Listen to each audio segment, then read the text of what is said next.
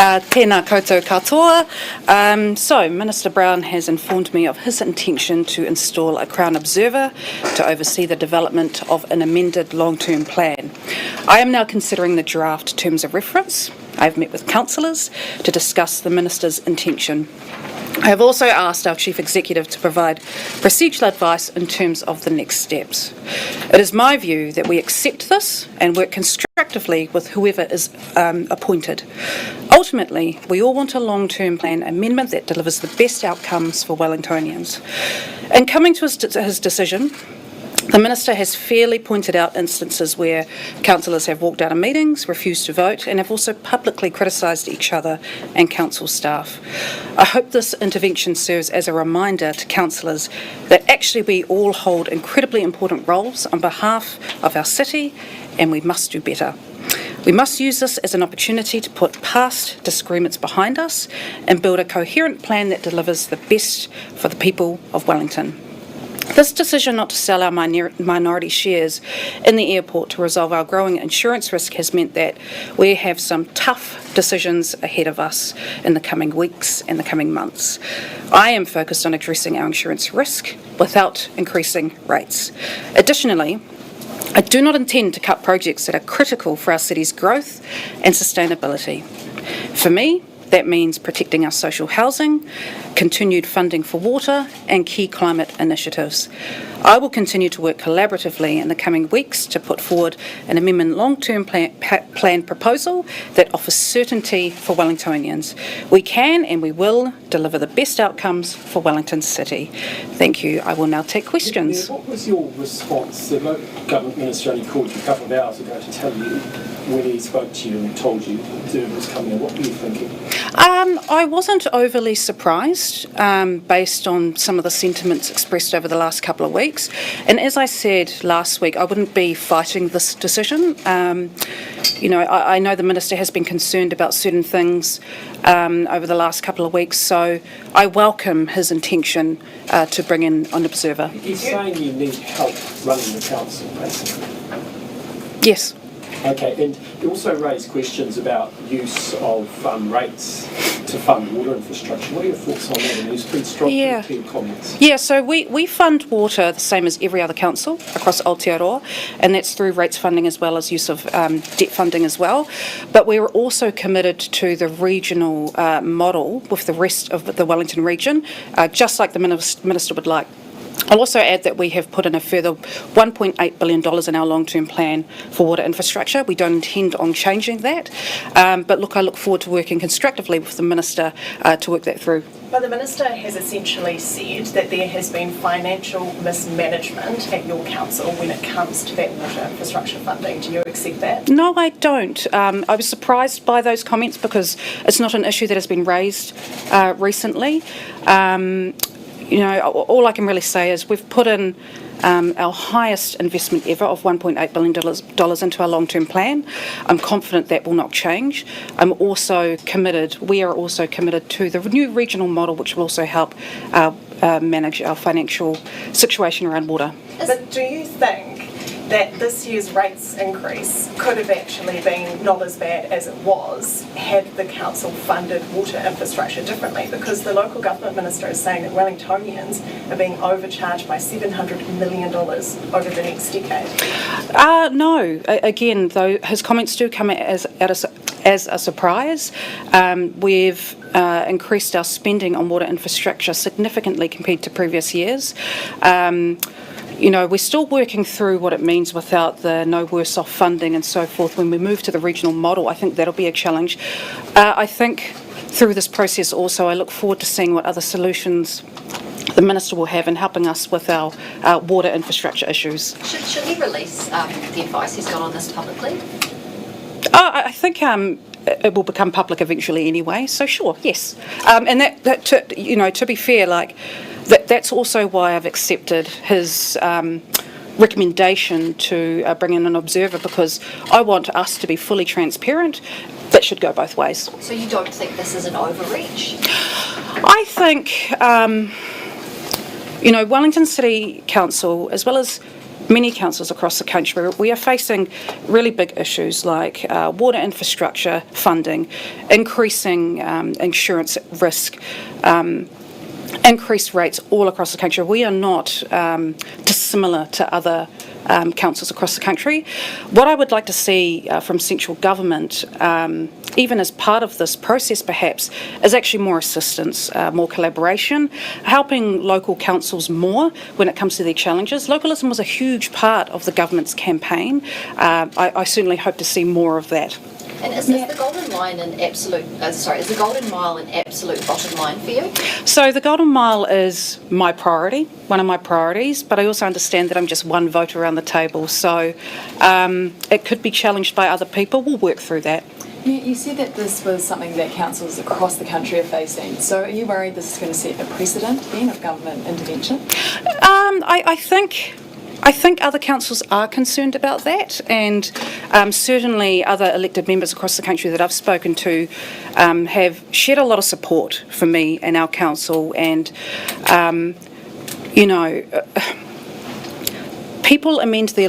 councils amend their long-term plans, often.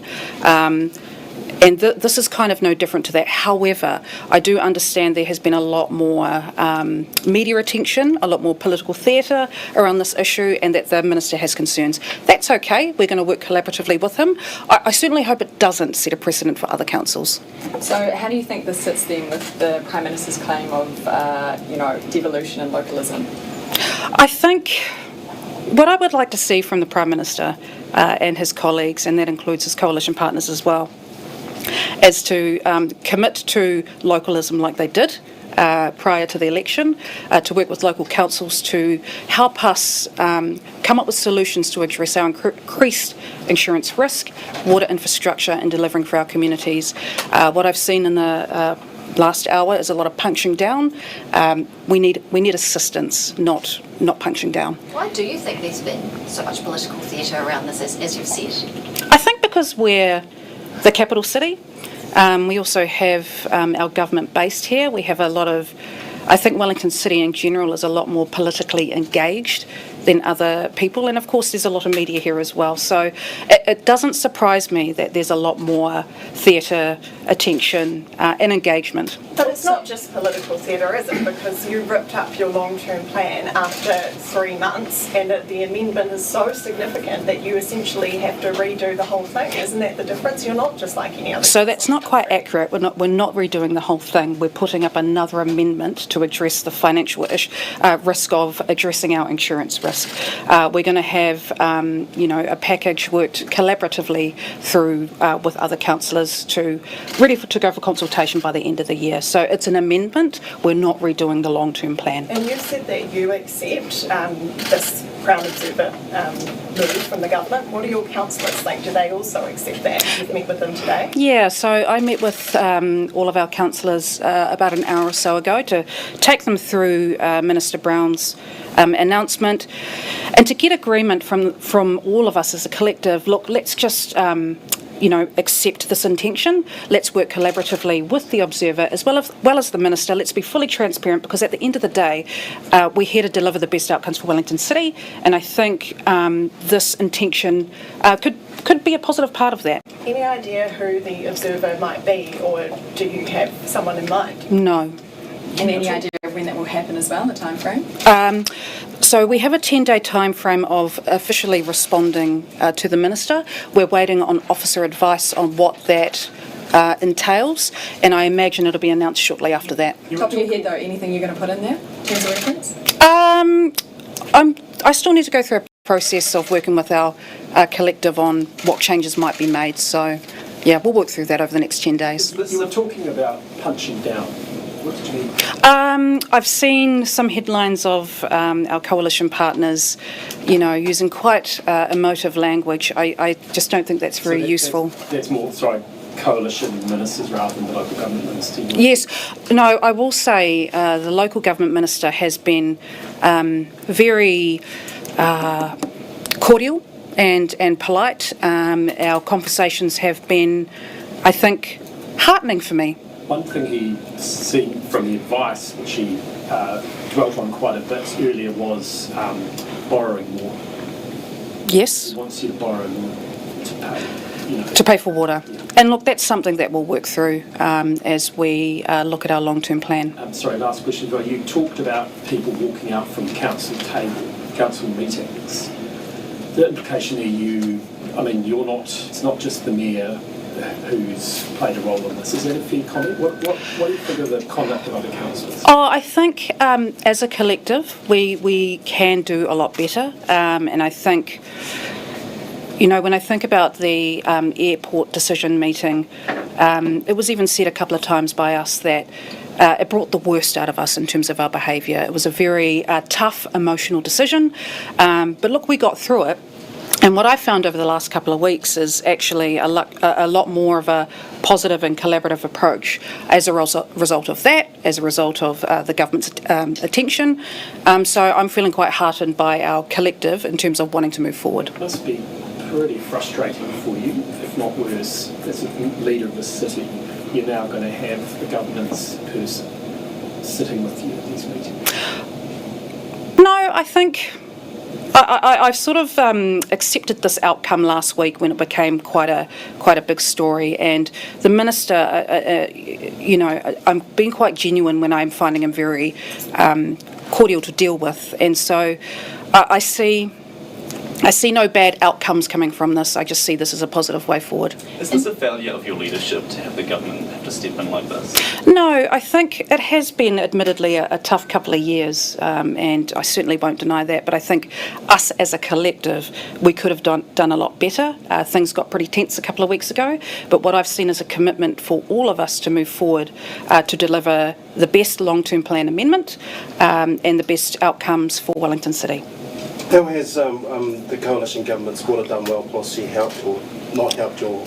I think details are yet to be seen. So we're moving very rapidly through the Wellington regional model with other councils. We have a big decision coming up at the end of October.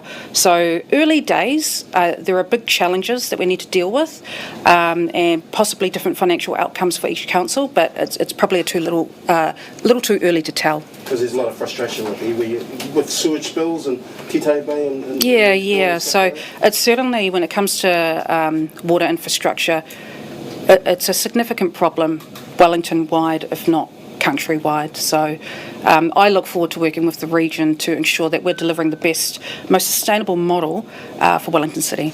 So do you think then the Crown Observer will sort of confirm this government's idea that refinancing and restructuring funding of water assets needs to change?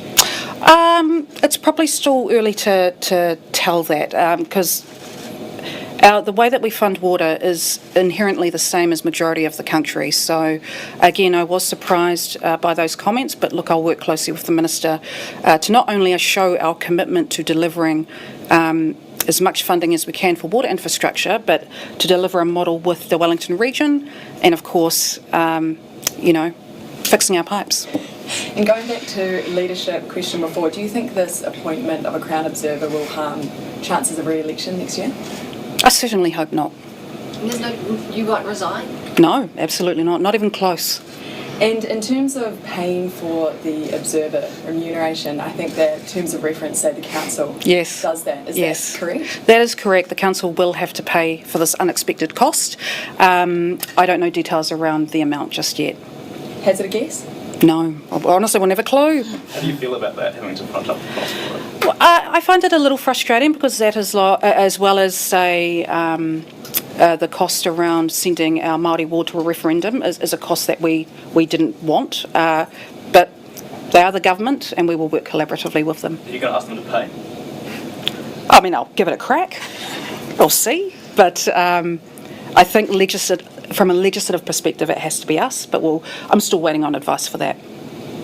You seem to be in a pretty positive disposition despite this bad news. Well, I think for me, and how we work together and how we've delivered the long-term plan. So it was a very robust process. We got to an end point. Some people changed their mind. That happens, and it's okay. So now we have to deliver an amendment. So with an observer coming in, I'm not worried. I think with everything on display, could be a good thing, and might even be useful. So, and seeing our councillors work a lot more collaboratively over the last couple of weeks has been really heartening. Do you have a message for the people of Wellington who are watching this unfold? Yes, of course. I just really want to reassure them that despite the attention that we're getting, the headlines, and an acknowledgement that as a collective our behaviour could have been better in recent days, we are absolutely committed to delivering the best outcomes for Wellington City. We have a commitment not to increase rates, and we think we can do that, despite the savings we'll have to find as a result of not selling the airport. We will still deliver a plan that will be sustainable, will deliver for growth, and deliver for climate outcomes as well. Last question. Does any part of you think that this is politically motivated? I know that's what others have said, but I'm just focused on Wellington City, and I just want to deliver the best long-term plan. Cool. Thank you, everyone. Thanks for